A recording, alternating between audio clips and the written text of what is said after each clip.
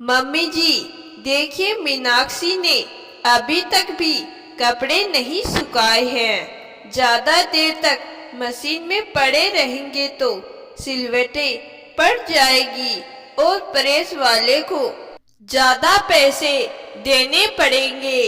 कब से बच्चों में लगी हुई है। बड़ी बहू इस तरह रोज अपनी देवरानी के खिलाफ मेरे कान मत भरा करो। मुझे सब पता है कौन मन से काम करती है, कौन बोझ समझकर करती है। इतनी देर तुमने बात बनाने में लगाई है, उतनी देर में तुम ही कपड़े सुखा देती। वो तो तुम्हारा भी काम कर देती है और तुम हो कि इतना भी नहीं कर सकती हो। बच्चों को खाना खिला रही है, फालतू तो नहीं बैठी है। ये सुनकर रचना का चेहरा उतर गया। वो सोच रही थी कि देवरानी को डांट पड़ेगी, पर यहाँ तो उसको ही सुनना पड़ गया। रमा देवी के दो बहुएं हैं। बड़ी बहू रचना जो स्वभाव से ही झगड़ालू इधर की उधर करती है, वहीं छोटी बहू मीनाक्षी जो घर को बांधकर रखती है और सबको आदर देकर चलती है। रचना अपनी सास से लड़ती रहती थी। उसे लगता था कि जब से मीनाक्षी आई है उसकी सास बस उसी की नाम की माला जपती है, जबकि उसके लिए तो वह खुद जिम्मेदार थी।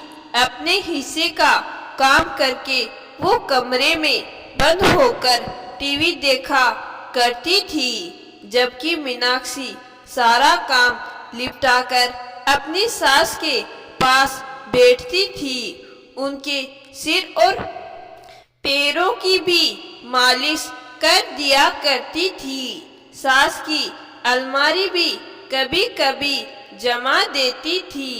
जेठानी रचना तो टीवी देखने में व्यस्त रहती थी, तो मीनाक्षी ही अपनी जेठानी के दोनों बच्चों को पढ़ा दिया करती थी। मीनाक्षी घर में सबका काम करती थी, तो इसीलिए सब उसी से पूछा करते थे। बस इसीलिए कोई भी छोटी सी बात को लेकर रचना लड़ने पर उतारू हो जाती थी। वो हर किसी के काम में कोई ना कोई कमी निकाल ही देती थी। उसे लगता था दुनिया में सिर्फ वो ही परफेक्ट है, बाकी को तो कुछ आता ही नहीं है। अपने हिसाब से जीने वाली बड़ी बहू रचना को सास ससुर और देवरानी का संग ना भाता था। जब से मीनाक्षी शादी होकर आई थी, उसे लगता था उसकी अहमियत कम हो गई है। इसीलिए वो मन ही मन चाहती थी कि किसी भी तरह घर का बंटवारा हो जाए और वो सास ससुर से अलग हो जाए। रचना अपने बच्चों और पति के साथ रहना चाहती थी।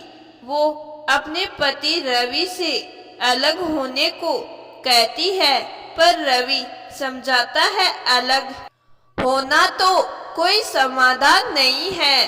तुम कोशिश करो कि घर में एडजस्ट करो, लेकिन वो मन ही मन ठान लेती है कि वो अलग होकर रहेगी। बंटवारा तो होकर ही रहेगा। एक दिन सुबह रचना उठती है और अपने और बच्चों और अपने पति का टिफिन बनाकर दे देती है और रसोई से बाहर आकर बैठ जाती है। तभी रमा देवी पूछती है, बहू ये सब क्या है? तेरे ससुर जी की चाय कहाँ है?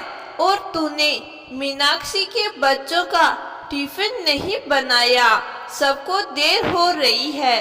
तो रचना उल्टा जवाब दे देती है, मम्मी जी मैं कोई आप सबकी नौकरानी नहीं हूँ जो सबके आगे पीछे घूमती रहूं।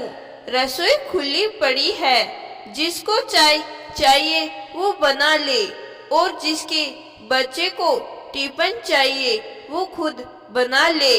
मैंने सबकी सेवा करने का ठेका नहीं ले रखा है, अब मैं भी थक जाती हूँ। रचना ये क्या कह रही हो? हम सब संयुक्त परिवार में मिलकर रहते हैं और हमें एक दूसरे का काम करके चलना चाहिए, तभी तो परिवार में प्यार बना रहता है। इस तरह इकट्ठे साथ रहकर भी तेरा मेरा करते रहेंगे तो साथ रहने का कोई मतलब ही नहीं है। इससे अच्छा तो हम रसोई और घर का बंटवारा कर लेते हैं। हाँ तो ठीक है ना मम्मी जी, घर का बंटवारा कर दीजिए ताकि आप लोग भी शांति से रहो और हम लोग भी सुखी रहें। ये रोज रोज की चिक चिक मुझसे होती नहीं है, मैं भी अब परेशान हो गई हूँ। ये घर तो मुझे जेल लगने लगा है। अकेले रहने से मैं आजादी से तो रहूंगी, आप लोगों के साथ रहो तो सांस भी आपके अनुसार ही लेनी है। सुबह जल्दी उठो, नहाओ, खाना बनाओ, फिर जाकर पूरे घर का काम निपटाओ।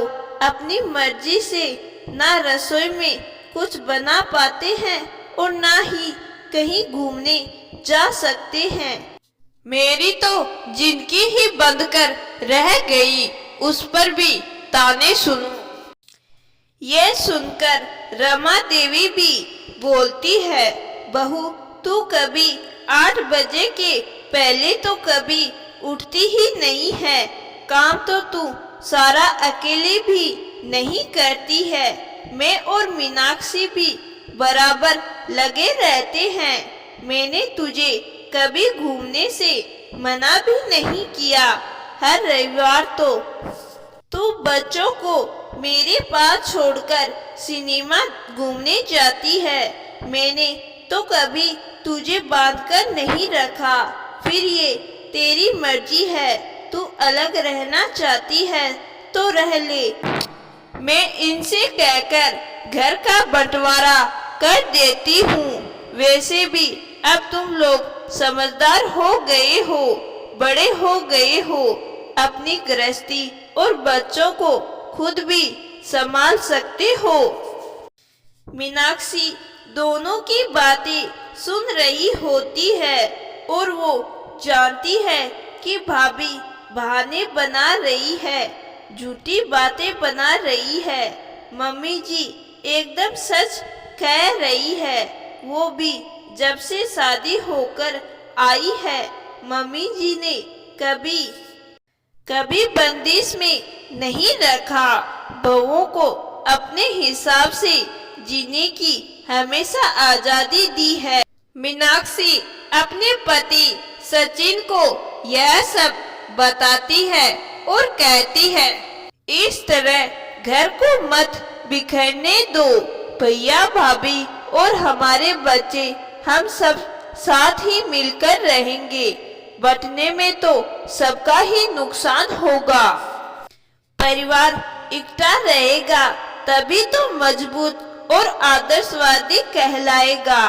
आप किसी भी तरह ये सब बंटवारा रोक दो। पर सचिन समझाता है, होने दो बंटवारा, ये सबके हित में ही है। बंटवारा सबके हित में कैसे हो सकता है?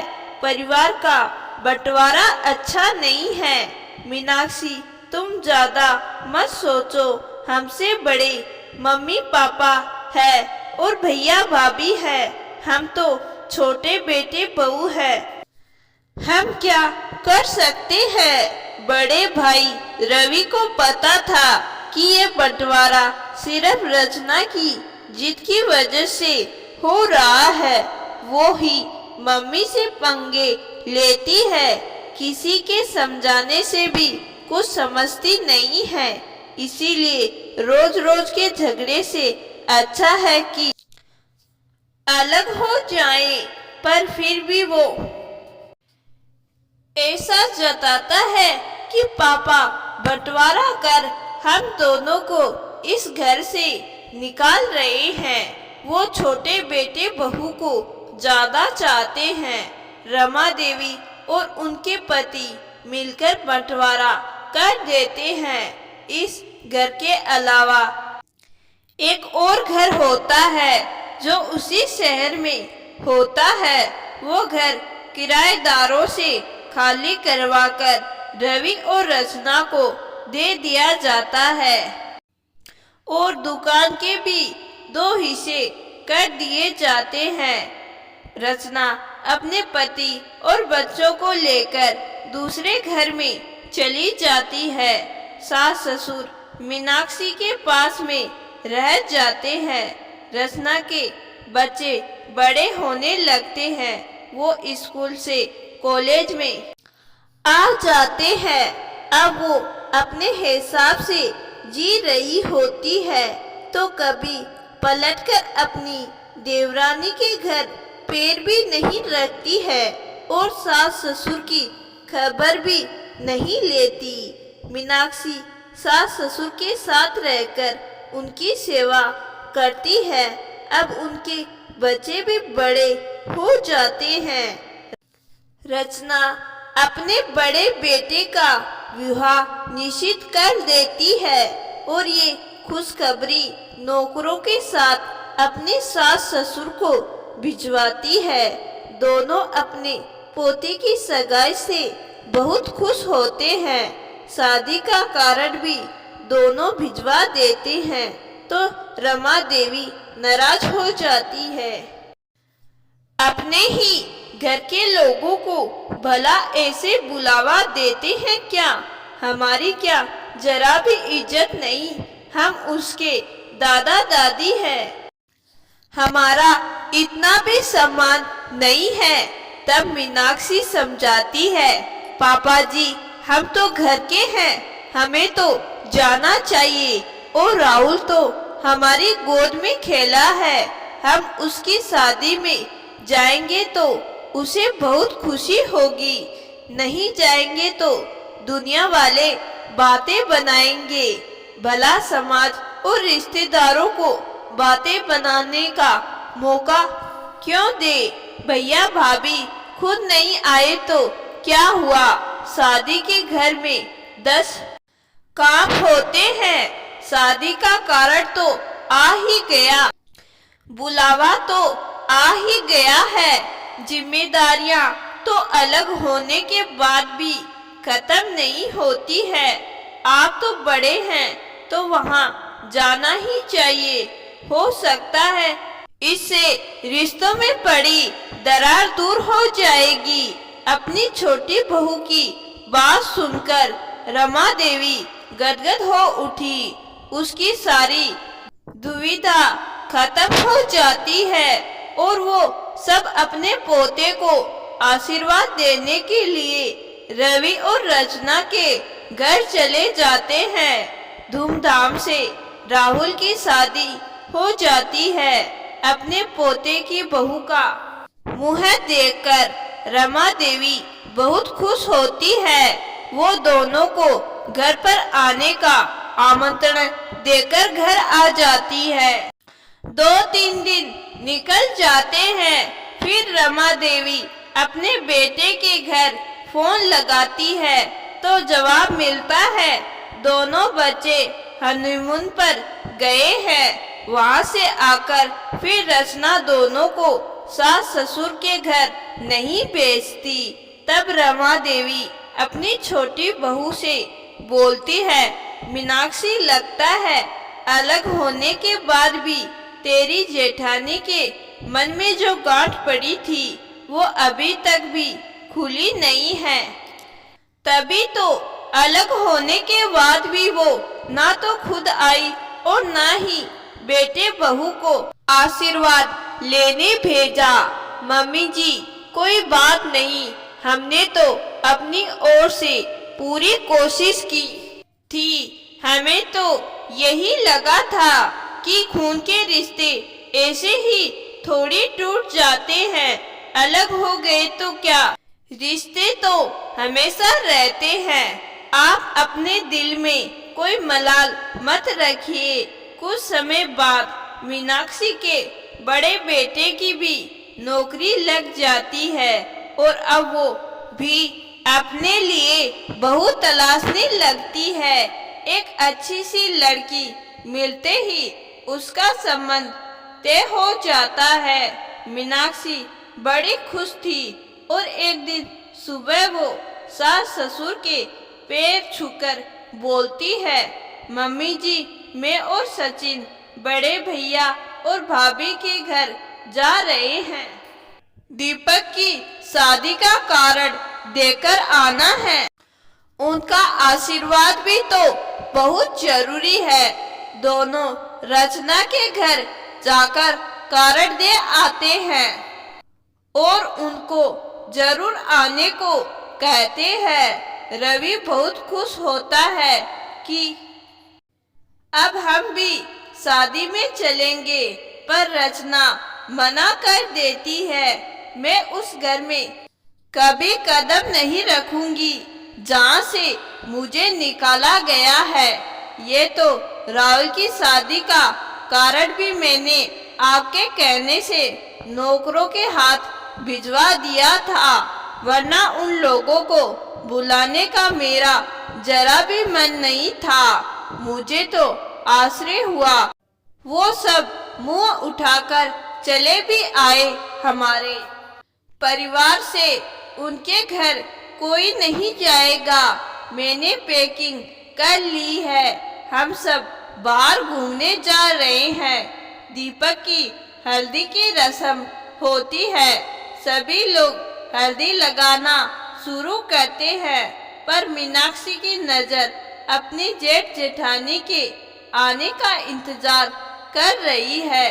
काफी देर बाद भी दोनों नहीं आते हैं तो रमा देवी कहती है, देख लिया बहू, वो तेरी जेठानी है, वो नहीं आएगी। अरे उसे रिश्ते की कदर होती तो वो अलग ही क्यों होती।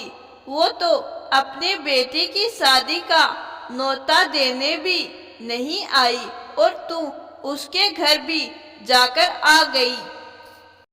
मम्मी जी, आप मन मत दुखाइए, हमने अपनी ओर से हर फर्ज पूरा किया है।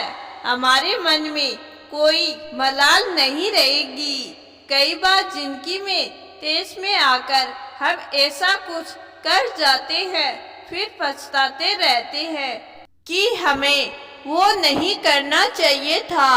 हमने कोई कमी नहीं रखी, रिश्तों को जोड़ना चाहा, सबको साथ लेकर चलना चाहा। दीपक की शादी की हर रस्म में मीनाक्षी और सचिन अपने बड़े भैया और भाभी का इंतजार करते रहे, फोन भी लगाते रहे, पर दोनों ने फोन नहीं उठाया। रात को मीनाक्षी बोलती है, आप मुझे एक बार भाभी के घर ले चलिए, मैं उन्हें मनाकर ले आऊंगी। दोनों शादी के फेरों के पहले उनके घर जाते हैं तो घर के बाहर ताला मिलता है। आज उनकी कोशिशों और रिश्तों की हार हो जाती है। भाभी ने ऐसा क्यों किया? बंटवारा तो उनकी मर्जी से हुआ था। वो साथ में रहकर भी खुश नहीं थी और अलग रहकर भी रिश्तों को निभा नहीं पाई। मीनाक्षी मन ही मन सोचते हुए वापस लौट आई। दोस्तों, साथ में रहकर लड़ने झगड़ने से तो अच्छा है अलग रहकर प्यार से रहा जाए, पर अलग रहकर भी रिश्ते नहीं निभाए जाए तो फिर खून के रिश्ते में दरार आ ही जाती है। खून के रिश्ते तो अंतिम सांस तक निभाए जाने चाहिए। तो दोस्तों, आज की कहानी आपको जरूर पसंद आई होगी। कहानी पसंद आई है तो कहानी को लाइक और चैनल को सब्सक्राइब जरूर करिएगा। धन्यवाद।